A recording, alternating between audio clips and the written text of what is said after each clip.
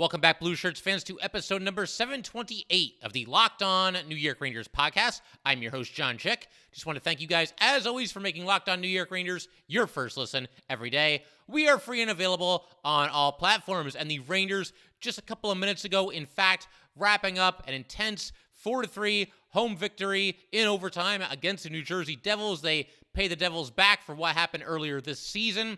Kind of a little bit of a role reversal because if you guys remember that first game between Rangers and Devils, the Rangers got off to the fast start, got up 2-0 before anybody could blink. This game was quite the opposite. The Devils got up 2-0. Rangers came storming back. Big time clutch save by Igor Shesterkin against Hughes during a penalty shot to keep the Rangers in the game, only down 3-1 at that point. Rangers come storming back. They eventually force the game into overtime, and they win the game in overtime. Some heroics by Artemi Panarin and Filip Chytil. So we're going to talk about all that stuff that I just mentioned. We're also going to talk about a couple of in-game line adjustments made by Gerard Gallant and his coaching staff, which seem to yield pretty positive results. So we're going to talk about that, as well as whether or not that will be the new norm going forward. You know, will the Rangers on Thursday against Toronto, will they go back to the lines which they used to start this game, or will they go to the lines that they, kind of constructed as this game went on? It's an interesting topic, and we'll certainly make a case for each side and just kind of look at all the options that the Rangers have as it pertains to the line combinations. And finally, we're also going to discuss if Gerard Gallant is officially off the hot seat. He was pretty much on the hot seat. The Rangers have since won 4 games, the last 2 in overtime. They've beaten some really good teams during this stretch as well. So we'll discuss that, but I'm going to go right to the big finish and not bury the lead here. I want to talk about the overtime period for the Rangers and, of course, Filip Chytil's overtime game-winning goal. And it's funny because, this game goes into overtime. I thought the overtime period in this game played out pretty similar to how the Rangers' overtime game against the Colorado Avalanche played out just a couple of nights ago. Of course, that game against the Avalanche, you had the Avs taking control of the puck and not giving it up for almost a full 2 minutes to start the overtime. Rangers finally got a play stoppage in that one when Igor Shesterkin made a save, held onto the puck. And this one, it was kind of the same deal. Mika actually won the faceoff, got a little bit of help from Chris Kreider as far as, helping the Rangers maintain possession there. But the Devils took over pretty soon after that. They stole the puck in the neutral zone, and they had it forever. You had Kreider making a nice play to knocked the puck away from Jack Hughes. Now, when Kreider did this, it did not result in a turnover because Hughes was able to get the puck back. But when Kreider knocked the puck away from Hughes, it pushed the puck into the neutral zone and allowed the Rangers to kind of regroup a little bit. And in fact, Kreider himself and also Mika Zibanejad both got off the ice for a much-needed line change at that point. Adam Fox was still stuck on the ice for the time being, but the Rangers got a couple of fresh bodies onto the ice, Vincent Trocheck and Artemi Panarin. And then you've got Mercer making a pass to Severson. Severson received the pass with all of his momentum, taking him toward the net. Igor fought it off, making one of several very nice saves that he had on this night. Then you've got Artemi Panarin stealing the puck. The Devils have it in the neutral zone. They're kind of back skating a little bit, and Panarin puts on the pressure, takes the puck away from Tatar. Panarin moves up the right side and then passes back up the boards to Filip Chytil, and Chytil, he's heading toward the net, and he just lets it fly off the far post into the net. And it's crazy because, usually I see this play pretty clearly, like when a puck bounces off of the post, you can tell pretty quickly whether it goes in or not.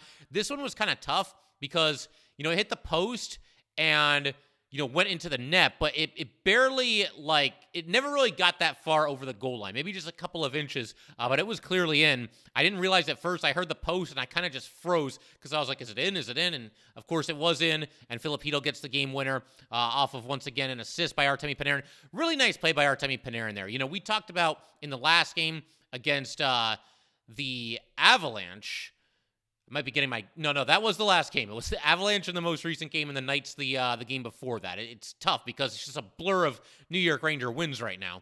But in that game, there was a play where, the Avalanche had the puck, and they're going into the attacking zone, and Panarin really hustled on the back check, broke up the scoring opportunity, and who knows what happens if he doesn't make that play. And in this case, kind of a different situation and a different play altogether, really. But again, just really nice hustle by Artemi Panarin here. Once again, forcing a turnover. Look, I like an Artemi Panarin awesome move, flashy goal as much as the next person, but plays like this are the kind of things that make the difference in the game. And Artemi Panarin is one of the veteran leaders on this team.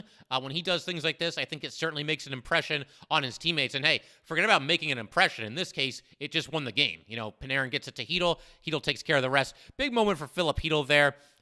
Who continues to have a pretty solid season for the New York Rangers and seems to be on the verge of a breakout. I know we say that a lot with a lot of different first-round forwards on this New York Ranger team, but Chytil has overall played well, and nice to see him coming up clutch here. Chytil, for the longest time, man, he could not hit the net. He would just continually shoot wide, and he said in the playoff run last season that he kind of just stopped thinking about it and just kind of throws the puck at the net, and I think that's kind of what he did here. There wasn't too much, overanalyzing and trying to aim and pick the perfect spot. He just threw the puck and fortunately bounces off the post and into the net, and the Rangers go home winners and get their second straight win, second straight overtime win. The Ranger record now in overtime games combined with shootouts is now 3-5. Of course, the last game, I keep saying they won in overtime. They won in the shootout, but you get the idea. The Rangers winning 2 straight games that go past regulation, and once again, Filip Chytil coming up clutch here. So, like I said, I definitely wanted to start this by talking about the overtime. I mean, it only lasted a couple of minutes anyway. Obviously, that's the big exciting finish, and that's kind of what's fresh in everybody's head as this game concludes here, and as the Rangers post their 4th straight win, which is the most that they've had in a row so far this season. But there's a whole lot else to do here today, guys. I want to talk about just a wild sequence in the second period that allowed the Rangers to get back into the game.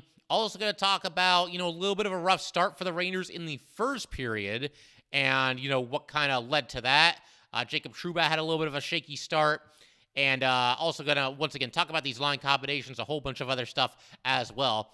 And we're going to do all that good stuff in just a second. But first, I just got to let everybody know that today's episode of Locked On New York Rangers is brought to you by BetOnline.net. BetOnline.net is your number one source for sports betting info, stats, news, and analysis.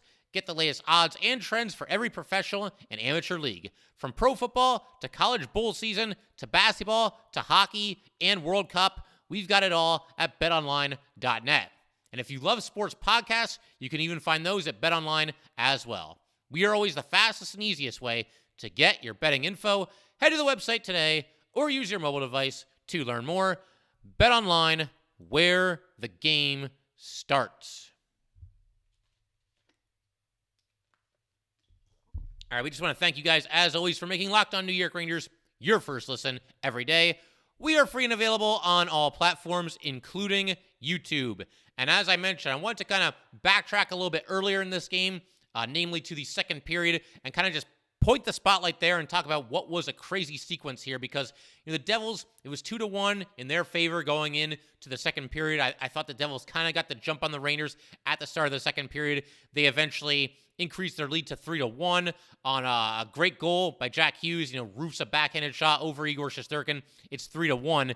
And then not too long after this, you get a situation where Hughes once again gets behind the Ranger defense. Braden Schneider's there. He's trying to track him down and, do anything he can to prevent a goal. But in so doing, he essentially tackled Hughes. Hughes fell down, went into the net, made some contact with Igor Shesterkin. It's not Hughes' fault. There wasn't really anything he could do at that point. But bottom line, Schneider did everything he could to try to prevent Hughes from getting a scoring opportunity. He ends up taking a penalty. And in fact, Hughes is rewarded with a penalty shot here. And as a quick aside, we'll get back to this in just a second. But I talked in the last game, Barclay Goodrow against the Avalanche. He was in behind everybody, clearly in the clear, clearly behind every player on the Colorado Avalanche. Cale Makar chased him down from behind, clearly tripped him. No penalty called, no penalty shot for Barclay Goodrow. And honestly, that one was more of a cut and dry penalty shot than this one was. This one, there was at least some gray area. Schneider kind of approached him from the side. Probably the right call to give Hughes the penalty shot here, and that's what the refs did. But yeah, that one with Goodrow in the last game was pretty ridiculous. I just had to mention that and kind of compare and contrast the two plays. But getting back to this game here tonight, of course, Hughes, he now has the penalty shot opportunity and does what he can. He goes, in up the left side. He went wide out to the left side and moves in. And Igor basically just pokes the puck away from him, keeps the score at 3-1, and keeps the Rangers somewhat within striking distance. And then not too long after this, we have Barclay Goodrow drawing an interference penalty against Siegenthaler. It was pretty simple play. Goodrow gained the red line. He shot the puck into the attacking zone, tried to get by Siegenthaler. Siegenthaler kind of held him up. It wasn't much, but the refs are going to call that. That's interference all the way because he basically just kind of stood in his way. You're not allowed to do that where you just kind of get in somebody's way and make contact with them and let them kind of just crash into you. You used to be able to get away with things like that. Now the refs are typically going to call that interference as they did here. And the Rangers take advantage on the man advantage, and go figure, right? But anyway, Fox takes a shot out of nowhere from the blue line and just gets it to Vincent Trocheck. Vincent Trocheck deflects it into the net, and he scores. Chris Kreider was there as well.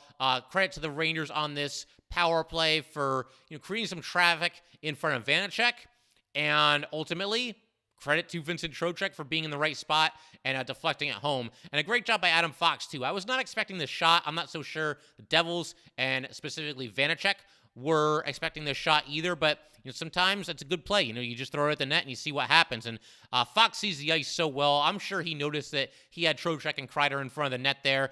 They could potentially either screen Vanacek or do what Trocheck ended up doing here, which was to deflect the puck past him. And just like that, the Rangers back in business, back in the game, down 3-2 at this point. Then I wrote into my notes, literally 2 seconds later, the Rangers tie the game. In fact, it was 7 seconds later. But be that as it may, great sequence here. Kaapo Kakko coming through the big goal and getting this score knotted.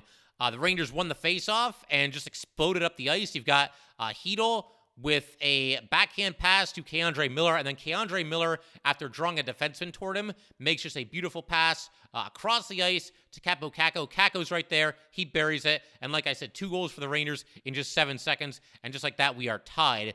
The other thing that was crazy about this, and I'm sure a lot of you guys noticed this as well, got a little dangerous during the goal celebration here.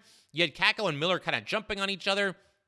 They both fell to the ice. Lafreniere was coming over to congratulate the both of them, and he kind of tripped over them and almost went head over heels. I'm just glad the Rangers got out of that without anybody getting hurt. These kids, they're young. Maybe they got to work on their cellies a little bit too. But yeah, just glad that Kakko came through in a big spot here.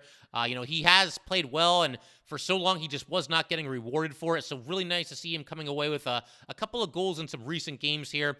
Great plays by Filip Chytil and K'Andre Miller as well. Really, really nice to see some of the young Ranger players stepping up here, especially in a game where the Devils almost ran away with it, and specifically Jack Hughes almost ran away with it as well. So nice to see guys like Filip Chytil, guys like Kaapo Kakko, and also K'Andre Miller here contributing for some goals, coming up big in some clutch spots for the New York Rangers. And then just to add one more little thing to this sequence in the second period here, the Devils got a power play not too long after this. There was a penalty called against Johnny Brodzinski.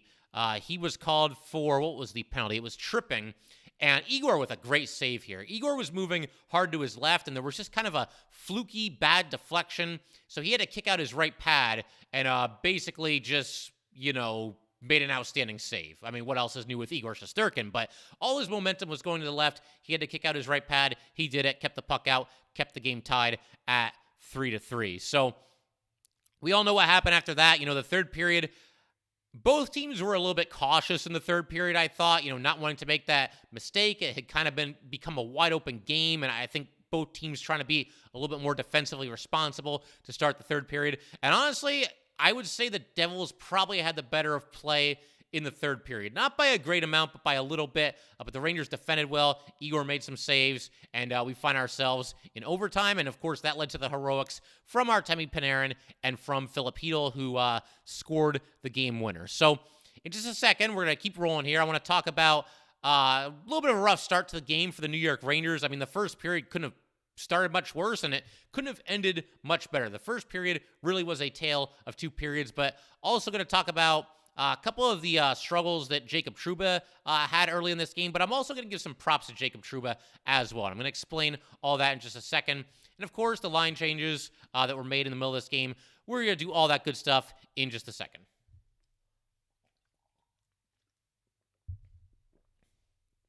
Okay, so as I mentioned, rough start for the Rangers. They seem to be kind of caught by surprise a little bit by the pace that the Devils had to start this game. And I'm not really sure why, because the Devils, just going by record, they have been one of the best teams in the NHL this season. The Rangers played the Devils earlier this season, and it was kind of the same deal. I know the Rangers had the hot start in that game, and they got up 2-0, but the Devils got right back into it before you could blink. And this clearly is a team that's going to fight for every puck. It's a team that's going to play with excellent pace. So why the Rangers seem to be a little bit caught off guard by this, I'm really not sure. The Rangers do have to get off to better starts. Even the game against the Avalanche, not really the best start in that game either. They had a great start against Vegas and a not-so-good start against the Blues. So even in this 4-game winning streak here, you can really look at the 4 games. The Rangers have only had a good start in one of them. That was the game in Vegas.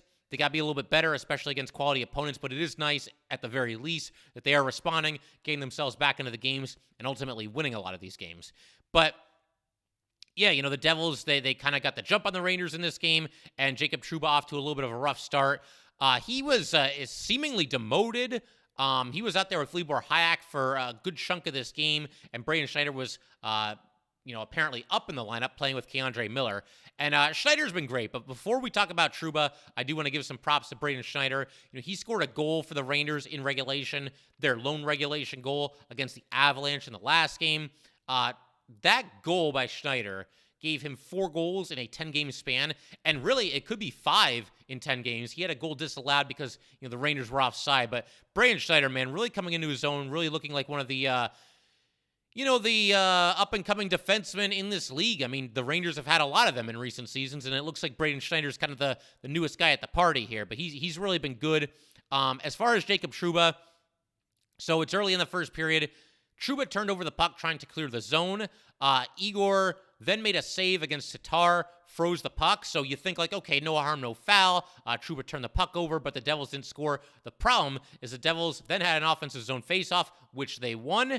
And Siegenthaler just shoots the puck at the net, and it deflects off of Hischier, goes in, and it's 1-0 Devils, only about 3 minutes into the action. Then on the Devils' next goal that made it 2-0, and this is only about 5 minutes into the game.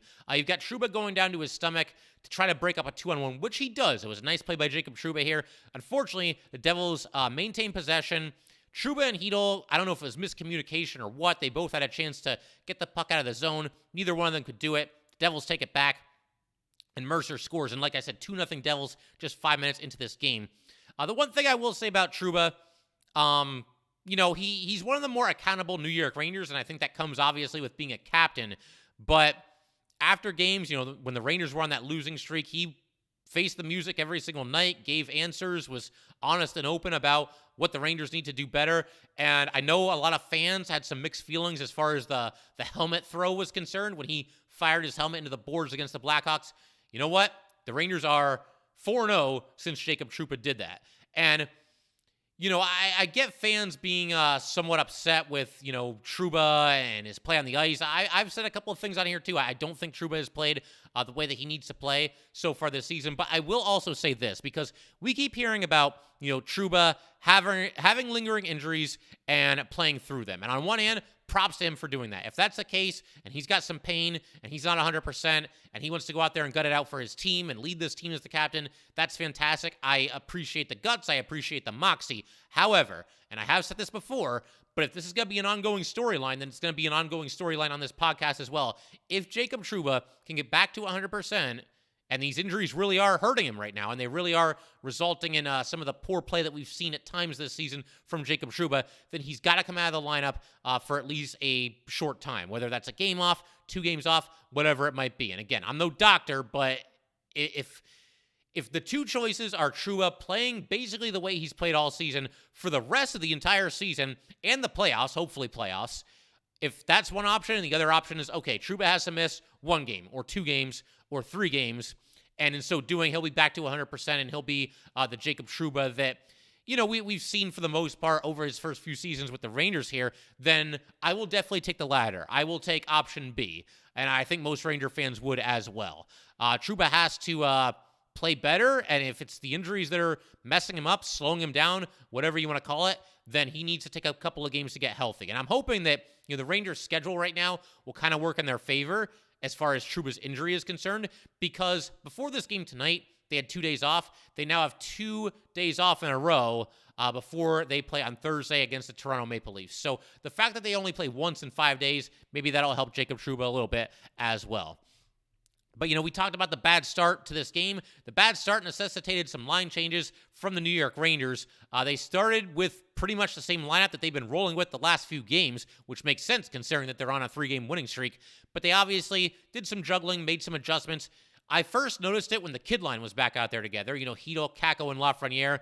And then it's kind of like you wonder, okay, well, where's everybody else going to move and who's going to play with who, for the rest of this game in addition to the kid line. The only other change was that the top line, or what I can only assume was the top line, given that Mika Zibanejad and Artemi Panarin were on it.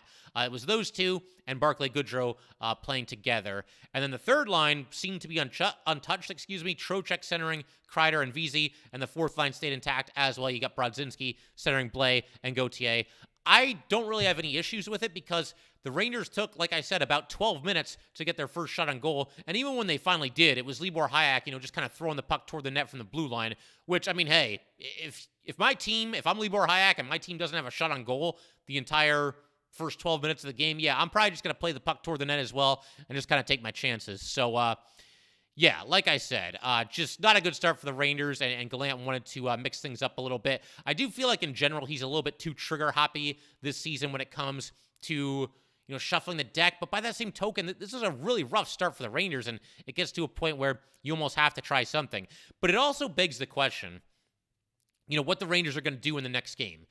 Do they go back to the way the lines were before this game, or really at the start of this game, which is Mika centering Lafreniere and Kakko, and then Panarin with Chytil at center and Goodrow at right wing?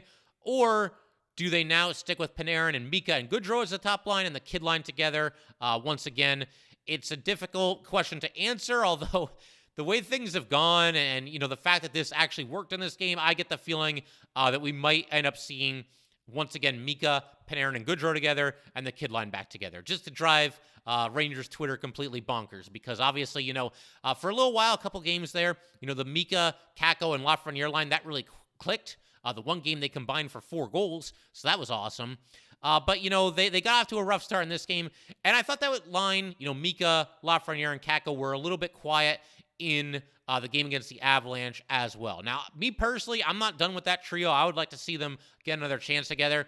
But if you ask me who do I think will be playing with who when this next game against the Maple Leafs start, I get the feeling we're going to see what we saw for the most part in this game, which is, again, a top line of Mika with Panarin and Goodrow, the kid line back together, and the bottom 6 the same way it was coming into this game as well. But we shall see there.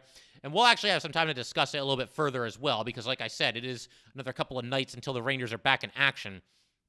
But I also wanted to talk about Gerard Gallant and just kind of openly ponder here if he is now officially off the hot seat, because the Rangers have won 4 in a row. Again, the last 2 in overtime, or the one game against the Avalanche in a shootout. But it's just crazy to think, and I know I've mentioned this before, but that game against the Blues, the Rangers are down by a goal going into the third period. They really hadn't played well. The Blues have not had a good season. It looked like just another lackluster performance and another loss for the New York Rangers, and instead they step on the gas. Next thing you know, they've won 4 in a row, and I got to believe Gallant is going to be safe for at least some time here. The fact that they're on a 4-game winning streak, they're not going to lose against Toronto and then fire Gallant after that. I don't think. I mean, listen, Dolan can be a little bit unpredictable, but even he, I don't think is going to be that trigger happy, if the Rangers were to lose to the Maple Leafs or anything like that. And I do eventually want to do kind of a Gallant-themed episode here because, a lot of strong opinions from Ranger fans one way or the other. Keep him, fire him, do this, do that. We want Barry Trotz, all this other stuff. There's a lot to talk about there, so maybe we'll even do that in our next episode. But I will say this for the time being in defense of Gerard Gallant, because I will acknowledge he's not perfect. He does do some things that make me scratch my head every now and then. He does seem to strongly favor veterans over young players, and we've seen a few different examples of that. But the one thing that I think a lot of Ranger fans probably have to agree on at this point, because I saw some Ranger fans on Twitter, the naysayers for Gallant, they were suggesting that the team had quit on him. I don't think you can watch this game against the Devils or watch the game against the Avalanche or watch the game against the Knights and come away with the conclusion that the Rangers have quit on Gallant. They are playing hard. There were times in both the Avalanche game as well as this game against the Devils where they were outplayed, but they hung in there. They battled throughout the entire game, overcame a little bit of a slow start in both games, which, again, you'd like to see a better start. But, from the middle of the first period on in this game against the Devils, I thought the Rangers mostly played well. Again, it's not like they dominated the rest of the game, but they're up against a really good team off to a fantastic start.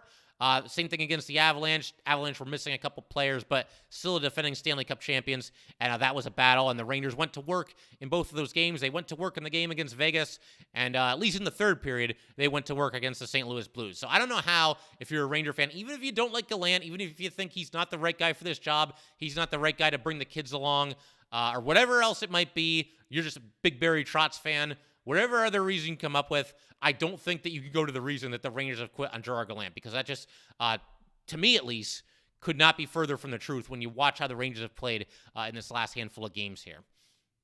Other thing I want to mention is just goalie usage and the fact that the Rangers are really pretty content, it would seem, to ride with Igor Shesterkin, and I think that's the way that it should be. Obviously, Yaroslav Halak has struggled at times this season. He's had a couple of good games as well. Finally got a win not too long ago, but he has had some clunkers mixed in there as well.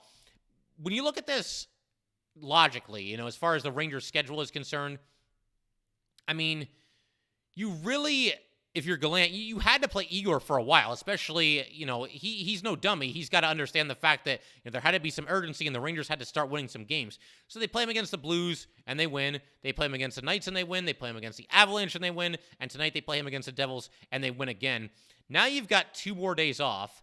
And like I said, the Rangers, when it's all said and done here, this little stretch, they will have only played 1 game in 5 days. And then they'll be out there at home against a excellent Toronto Maple Leafs team, a team that really has a lot of firepower. And so I think it's got to be right back to Igor Shesterkin. I would fully expect him to be out there against the Maple Leafs. And then after that, you've got an away back-to-back on the weekend at Philly on Saturday, at Chicago on Sunday. So that being the case, I think one of those 2 games is probably when you'll see Yaroslav Halak for the next time. And you just keep your fingers crossed that Halak can find it, play some serviceable hockey and give the Rangers a chance. But I do like the fact that the Rangers have really kind of been, riding Igor until the wheels fall off here, because they need some wins and they need to get their season turned around. And I can think of no better way to do that, than by, rolling with the Vezina winning goalie. And that's what the Rangers have done. And Igor's been big time in this last handful of games here. But I figure we could pretty much call it there for today, guys. Once again, if you'd like to get in touch with this podcast, please send an email to lockedonnyrangers@gmail.com.